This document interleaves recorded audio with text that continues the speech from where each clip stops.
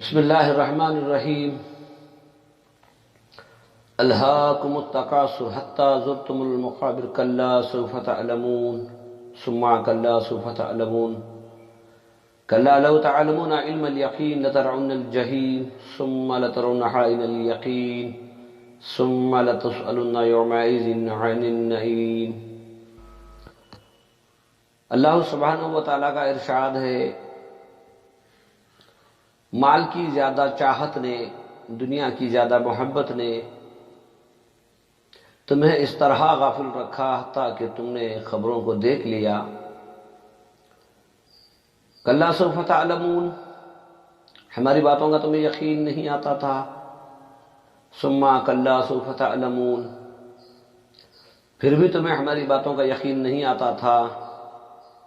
کلا لو تعلمون علم الیقین، وہ حقیقی یقین اس وقت آ جائے گا جب تمہارے جسم سے روح کو کھینچ لیا جائے گا اور تمہیں خبر میں رکھ دیا جائے گا۔ اور اللہ سبحانہ و تعالیٰ کا ارشاد کلام پاک کے اندر ہے، اور اللہ تعالیٰ ایسے حالات سامنے کر کے بھی دکھاتا ہے۔ اکثر انسان، میرے بھائیوں، اکثر انسان ان چیزوں کے پیچھے لگ کے اپنی آخرت کو تباہ و برباد کر لیتا ہے جس چیز کو چھوڑ کر جانا ہے۔ معلوم ہے سب کو بھی، دیکھ بھی رہے ہیں، جس چیز کو چھوڑ کے جانا ہے اس چیز کے پیچھے پوری طاقت، وقت، مال سب لگاتا ہے۔ اور غفلت اس بات کی ہے کہ انسان جو اپنے ساتھ لے کر جانا ہے اس سے غفلت برتتا ہے۔ کیا عجیب بات ہے میرے بھائیوں، وہ یقین آنے سے پہلے جب تک ہمارے جسم میں روح موجود ہے، ہماری سانس چل رہی ہے، ہمیں کچھ سوچنا سمجھنا چاہیے کہ بھئی ہم کس لیے جی رہے ہیں، ہمیں کس نے بھیجا ہے، ہم دنیا میں کیوں آئے ہیں، کس نے بھیجا ہے، وہ کیا چاہتا ہے بھیجنے والا۔ میرے بھائیوں، ہم عمر انسان کی جب موت ہوتی ہے تو اس کا ایک پیغام ہوتا ہے، جس کا جنازہ آنکھوں کے سامنے جا رہا ہے وہ ہمیں ایک میسج دے کے جا رہا ہے، دیکھو میرے بھائیوں، کل تک میں تمہارے ساتھ بیٹھتا اٹھتا تھا تمہاری صحبت میں، یہ دنیا کی ساری نعمتیں میرے لیے تھی کل تک، آج میں ایسے محتاج ہوں کہ آج مجھے خود 4 آدمی اٹھا کر لے جا رہے ہیں۔ اور میرے بھائیوں، جو کپڑا میں نے اپنے پسند کا لے کر اپنے جسم کو ڈھانکا تھا، آج لوگوں نے اسے بھی چھین لیا۔ جس گھر کو بنانے میں نے اتنی محنتیں مشقتیں کی، غریبوں کا حق، محتاجوں کا حق، بہنوں کا حق، لوگوں کا، مجبور لوگوں کا حق جو ادا نہیں کیا اپنا گھر بنانے کے لیے، آج وہ گھر بھی مجھ سے چھوٹ گیا۔ جس سواری کو خریدنے کے لیے میں نے مال و متاع جمع کیا تھا، زکوٰۃ ادا کیے بغیر، حقوق ادا کیے بغیر، آج وہ گاڑی بھی مجھ سے چھوٹ گئی۔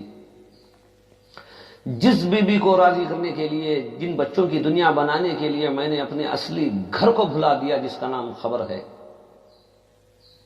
اس وقت پچھتانے سے، اس وقت بلبلانے سے کچھ حاصل نہیں ہوگا۔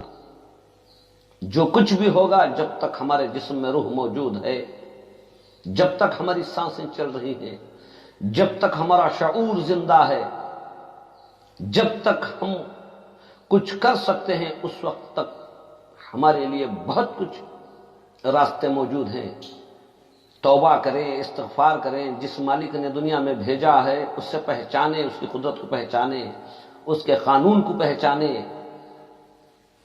میرے بھائیوں، بڑے درد سے میں یہ کہہ رہا ہوں، جو ہمیں ساتھ لے جانا ہے اور قیامت تک جس چیز کو ہمارے ساتھ رہنا ہے، خبر میں ہمارے کام آنا ہے، ہم نے اسے بھلا دیا۔ اور جس چیز کو چھوڑ کر جانا ہے اس کے پیچھے ایسے لگ گئے کہ گویا ہم نے سمجھ لیا کہ ہمیں موت آئے گی ہی نہیں، ہم مریں گے ہی نہیں۔